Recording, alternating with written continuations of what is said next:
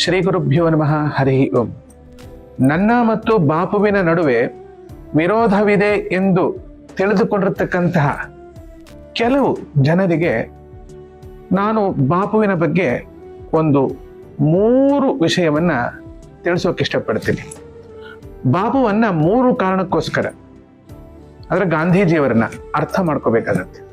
ಮೊದಲನೇ ಕಾರಣ, ನೀವು ಭಾರತದ ಇತಿಹಾಸದ ಪುಟಗಳನ್ನು ತಿರುಗಿಸಿ ನೋಡಿದಾಗ ಎಷ್ಟು ಹೋರಾಟ ಮಾಡಿದ್ರು ನಮ್ಮ ಭಾರತೀಯರು ತಮ್ಮ ಸ್ವಾತಂತ್ರ್ಯಕ್ಕಾಗಿ? 200 ವರ್ಷ ಹೋರಾಟ ಮಾಡಿದ್ರು. ಹೌದು ಅಲ್ವಾ? ಒಂದಲ್ಲ ಎರಡಲ್ಲ, 200 ವರ್ಷ ಸತತ ಹೋರಾಟ. ಆದರೆ ಗಾಂಧೀಜಿಯವರ ಅಹಿಂಸೆ ಹೋರಾಟದ ಫಲವಾಗಿ ಬೇಸತ್ತ ಪರಂಗಿಯವರು ಈ ದೇಶವನ್ನು ಬಿಟ್ಟು ತೊಲಗಿದ್ರು.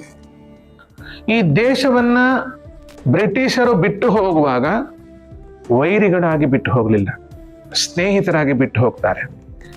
ನೀವು ಕೂಡ ಕಾಮನ್ವೆಲ್ತ್ ಮೆಂಬರ್ ಆಗ್ಬಿಟ್ರು. ಈ ಗಾಂಧೀಜಿಯವರು ಈ ವೈರಿಗಳನ್ನ ಸ್ನೇಹಿತರನ್ನಾಗಿ ಹೇಗೆ ಮಾಡ್ಕೊಂಡ್ರು?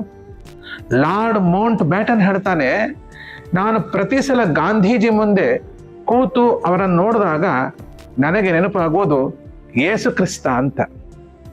ಜೈ ಶ್ರೀ ಮಹಾಕಾಲ್, ವಿಶ್ವಮಾತಾ ಗೋಮಾತಾ.